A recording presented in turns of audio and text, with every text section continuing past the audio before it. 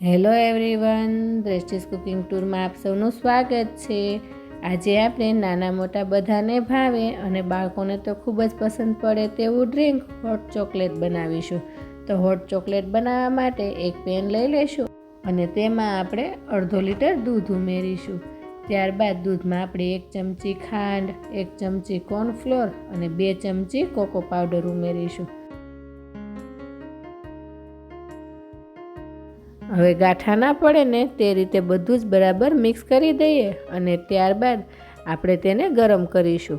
તો હવે આપણે પેનને ગેસ ઉપર ગરમ મૂકી દઈએ અને એક ઉભરો આવવા દઈએ। દૂધ ગરમ મૂકીએ ને ત્યારબાદ થોડી વારે આપણે ચમચો ફેરવતા રહીશું, જેથી કરીને દૂધ તળિયે બેસી ના જાય।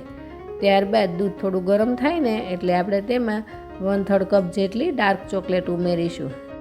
ચોકલેટ પીગળી જાય અને થોડું થીક થઈ જાય ને ત્યાં સુધી આપણે ગરમ કરીશું। તમે જોઈ શકો છો કે તે પહેલાં કરતાં ઘણું થીક થઈ ગયું છે।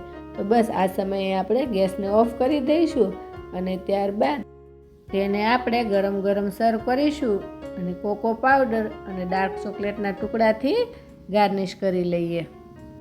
તો તૈયાર છે નાના મોટા બધાને પસંદ અને બાળકોનું તો ખૂબ જ પ્રિય તેવું ડ્રિંક હોટ ચોકલેટ। તો એકવાર જરૂરથી બનાવજો અને કોમેન્ટમાં જણાવજો કે તમને આ રેસિપી કેવી લાગી અને આ સાથે મારી ચેનલને લાઈક, શેર અને સબસ્ક્રાઈબ કરજો।